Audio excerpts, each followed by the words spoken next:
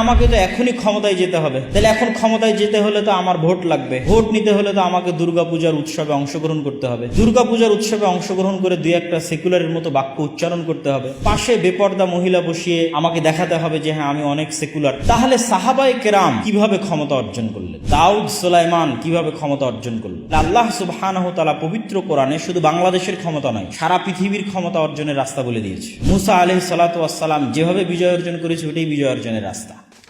দুনিয়ার এই ৬০-৭০ বছরের জীবন জান্নাতে অথবা জাহান্নামে যাওয়ার পর কয়েক সেকেন্ডের জীবনের মতো মনে হবে। ঠিক আপনি এখন আপনার বয়সের যে জায়গায় দাঁড়িয়ে আছেন, এখানে দাঁড়িয়ে যেমন আপনার অতীতকালকে মনে হয় কয়েক সেকেন্ড অথবা কয়েক দিন, আমার বয়স যদি ৩০ বছর হয় তাহলে অতীতের ৩০ বছর আমার কাছে মনে হয় এটি কয়েক দিনের ব্যাপার, এই তো কালকের ঘটনা। ঠিক জান্নাতও একই মনে হবে যে এই ৬০-৭০ বছর এত দ্রুত পার হয়ে গেছে।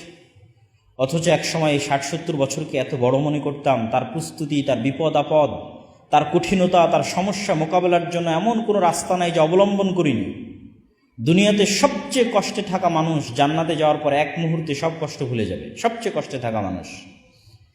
তো ওই লেভেলের বিশ্বাস, ইয়াকিন, গায়েব, অদৃশ্যের উপর বিশ্বাস স্থাপন মুসলমানদের নাই। এটা হচ্ছে বর্তমান যুগের মুসলমানদের সবচেয়ে বড় সমস্যা।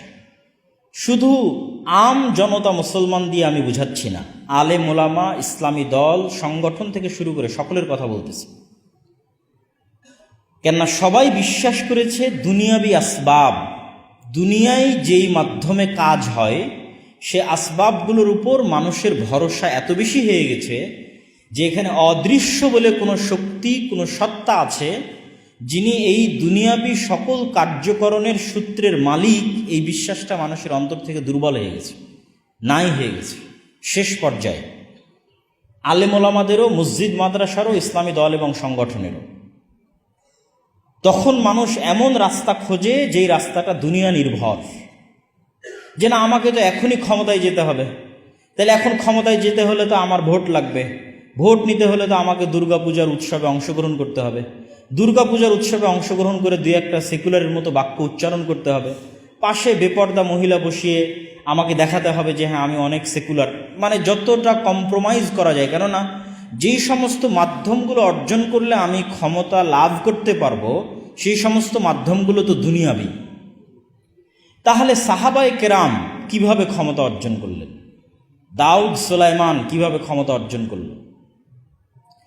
আল্লাহ সুবহানাহু ওয়া তাআলা, কেউ যদি পবিত্র কোরআন খুব গভীরভাবে স্টাডি করে, খুব মনোযোগ দিয়ে স্টাডি করে, তাহলে আল্লাহ সুবহানাহু ওয়া তাআলা পবিত্র কোরআনে শুধু বাংলাদেশের ক্ষমতা নয়, সারা পৃথিবীর ক্ষমতা অর্জনের রাস্তা বলে দিয়েছে। যে মানুষ যদি ঈমান বিল গায়ব মজবুত করে তাহলে ও সারা পৃথিবীর ক্ষমতা অর্জন করতে পারবে। মানে আল্লাহ সুবহানাহু ওয়া তাআলা এবং অদৃশ্যের উপর বিশ্বাস যদি তার টপ লেভেলে থাকে, চূড়ান্ত পর্যায়ে থাকে, তাহলে শুধু বাংলাদেশের না, সারা পৃথিবীর ক্ষমতা অর্জন করতে পারবে। সেই রাস্তা পবিত্র কোরআনে বলে দেওয়া আছে। কিন্তু যখন আমার ভরসা শুধু দুনিয়াবি রাস্তাগুলো, কোন কোন দুনিয়াবি রাস্তার মাধ্যমে আমি ক্ষমতায় যেতে পারবো, তখন তো আমাকে কম্প্রোমাইজ করতেই হচ্ছে। এটা শুধু ক্ষমতা কেন্দ্রিক নয়, আমাদের বাস্তব জীবনেও প্রত্যেকটা জায়গায় গিয়ে আমার মনে হবে এটাই তো একমাত্র রাস্তা, দুনিয়াবি রাস্তা, যেটা আমাকে অবলম্বন করতেই হবে। তখন আমরা কল্পনা করি না যে না, এখানে অদৃশ্য বলে কিছু আছে। আল্লাহ সুবহানাহু ওয়া তাআলা মুসা আলাইহিস সালাতু ওয়াস সালামকে সেই জ্ঞানটি চাক্ষুষ বাস্তবে দান করেছিলেন। মুসা আলাইহিস সালাতু ওয়াস সালাম ফেরাউনের তুলনায়, ফেরাউনের শক্তি এবং সামর্থ্যের তুলনায় মুসা আলাইহিস সালাতু ওয়াস সালাম যত দুর্বল ছিলেন, আজকের ফিলিস্তিনের গাজার মানুষ ইসরায়েলের তুলনায় তত দুর্বল নয়। আজকের সমগ্র বিশ্বের মুসলমানেরা আজকের পাশ্চাত্য বিশ্বের তুলনায় অত দুর্বল নয় যত দুর্বল মুসা আলাইহিস সালাতু ওয়াস সালাম এবং বানু ইসরাইল ফেরাউনের শক্তি এবং সামর্থ্যের কাছে ছিলেন। তাহলে মুসা আলাইহিস সালাতু ওয়াস সালাম বিজয় অর্জন করবে কিভাবে? মুসা আলাইহিস সালাতু ওয়াস সালাম যেভাবে বিজয় অর্জন করেছে ওটাই বিজয় অর্জনের রাস্তা। মুসা আলাইহিস সালাতু ওয়াস সালামকে আল্লাহ সুবহানাহু ওয়া তাআলা শিখিয়েছেন যে যে হাতের লাঠি তুমি ব্যবহার করছো, দুনিয়ার মানুষ মনে করছে এটা কাঠের তৈরি একটা লাঠি। আমি তোমাকে শিক্ষা দিচ্ছি যে দুনিয়ার মানুষ যে সমস্ত কার্যকরণের সূত্র অবলম্বন করে তার মালিক তো আমি। যেহেতু তার মালিক আমি, সেহেতু আমি এই লাঠিকে এখনই সাপে পরিণত করে দিতে পারি, যাতে তুমি জ্ঞান অর্জন করতে পারো যে তুমি চোখে যা দেখতেছো এগুলো সবই যে কোনো মুহূর্তে চেঞ্জ হয়ে যেতে পারে আল্লাহ চাইলে। ওই লেভেলের ইয়াকিন যাতে তোমার অর্জন হয় যে আল্লাহ আমার হাতের লাঠিকে এখন ইনস্ট্যান্ট সাপ বানিয়ে দিচ্ছে, সে আল্লাহ আমার চোখের সামনে যে কোনো কিছুকে যে কোনো সময় পরিবর্তন করে দিতে পারে। ওই লেভেলের বিশ্বাস যাতে তুমি অর্জন করতে পারো, কেননা ফেরাউনের শক্তি সামর্থ্যের সামনে ইয়াকিন বিল গায়ব, অদৃশ্য আল্লাহর শক্তি এবং ক্ষমতার উপর যদি পূর্ণ ইয়াকিন না থাকে, মুসা আলাইহিস সালাতু ওয়াস সালামের বিজয়ের কোনো রাস্তা নাই। তখন মুসা আলাইহিস সালাতু ওয়াস সালামকেও কম্প্রোমাইজ করতে হবে যে না, আমাকে তো দুনিয়াবী রাস্তা ছাড়া আমি তো ফেরাউনের সাথে পারতেছি না, অতএব আমি আমার আকীদা এবং আদর্শ সব কিছুতে আমি কম্প্রোমাইজ করব, যাতে দুনিয়াবী রাস্তা দিয়ে আমি ফেরাউনের সাথে লড়াই করতে পারি। কিন্তু সেই শিক্ষা আল্লাহ সুবহানাহু ওয়া তাআলা মুসা আলাইহিস সালাতু ওয়াস সালামকে দেননি। এবং জাদুকরেরা যখন মুসা আলাইহিস সালাতু ওয়াস সালামের লাঠির প্রদর্শনীর সামনে সিজদা করল, তখন সিজদা করার মূল কারণটাই ছিল জাদুকরদের হাতেও কিন্তু লাঠি ছিল, দড়ি ছিল, এবং জাদুকরদের হাতের লাঠি এবং দড়িও কিন্তু সাপে পরিণত হয়েছিল। মুসা আলাইহিস সালাতু ওয়াস সালামের লাঠিও সাপে পরিণত হয়েছিল। তাহলে জাদুকরেরা সিজদা করবে কেন? পৃথিবীর সবচেয়ে টপ লেভেলের জাদুকররা সেখানে উপস্থিত হয়েছে, তাদের দড়িও সাপে পরিণত হয়ে গেছে, যেটা দেখে মুসা আলাইহিস সালাম ভয়ও পাচ্ছিলেন। কিন্তু জাদুকরেরা দেখলো যে তাদের যেই লাঠি এবং দড়ি সাপ হয়ে গেছে এটা জাদুর সাপ, আর মুসার লাঠি যে সাপ হয়ে গেছে এটা বাস্তব সাপ। ঠিক যেই বাস্তব সাপ বিলে ঘুরতেছে, আমাদের আশেপাশে আল্লাহর তৈরি করা জ্যান্ত যে সাপ আছে, এই লাঠি সেই জ্যান্ত সাপ হয়ে গেছে, চোখের ভেলকি জাদুর সাপ নয়। কিন্তু তাদের দড়ি এবং তাদের লাঠিগুলো ছিল চোখের ভেলকি জাদুর সাপ, আর মুসা আলাইহিস সালাতু ওয়াস সালামের লাঠি হয়ে গেছে জ্যান্ত জীবন্ত সাপ। তখন তারা বুঝে গেছে এটা তো জাদু নয়, তো অসম্ভব, জাদু হলে আমাদের মতো হবে।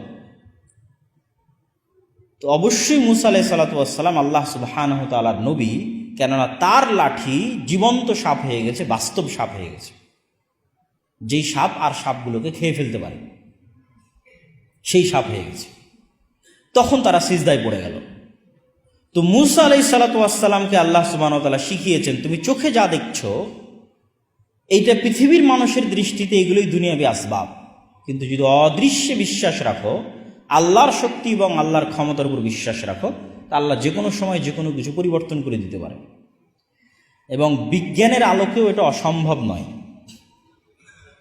বিজ্ঞানের আলোকে প্রত্যেকটা জিনিসের যে ডিএনএ আছে, জীব জন্তু জড় পদার্থ প্রত্যেকটার মধ্যে যে ডিএনএ আছে, এগুলোর অধিকাংশই ডিএনএ কমন।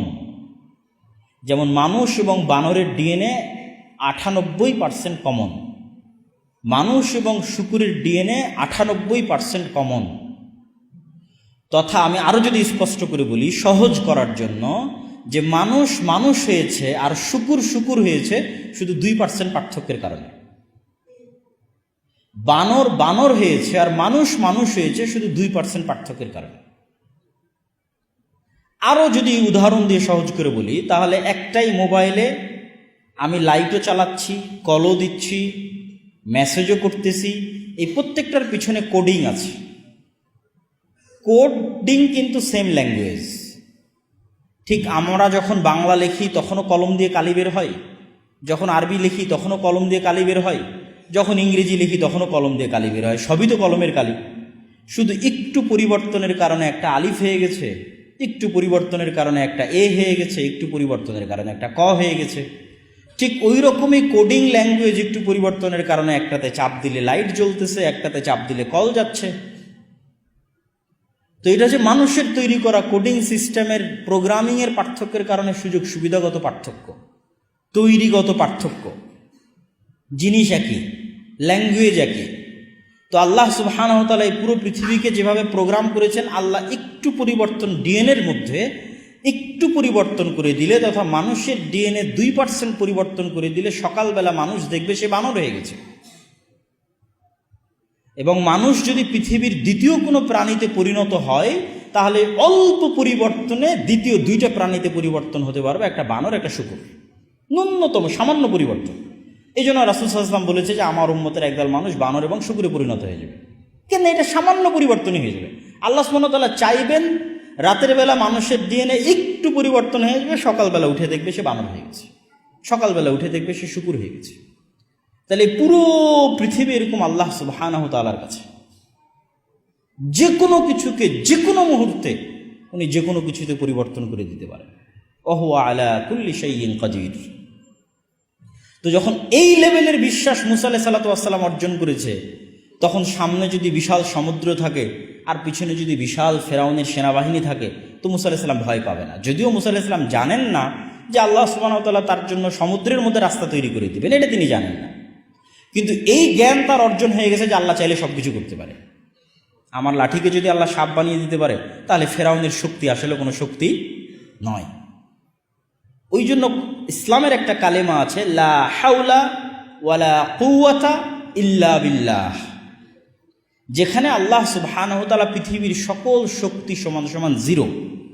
লা হাওলা, নেই কোনো শক্তি, নাফি, নাকেরা। মাদ্রাসার ছাত্ররা খুব ভালো বুঝতে পারবে, যেটা হচ্ছে ইস্তিগরাক এর ফায়দা দেয়, তথা পরিপূর্ণরূপে নাফি, জিরো। লা হাওলা তথা আমেরিকার শক্তি, ইসরায়েলের শক্তি, সারা পৃথিবীর সবার শক্তি সমান জিরো। ওয়ালা কুওয়াতা ইল্লা বিল্লাহ, আল্লাহর শক্তি ছাড়া। কিন্তু ওই লেভেলের বিশ্বাস মুসলমানদের নাই।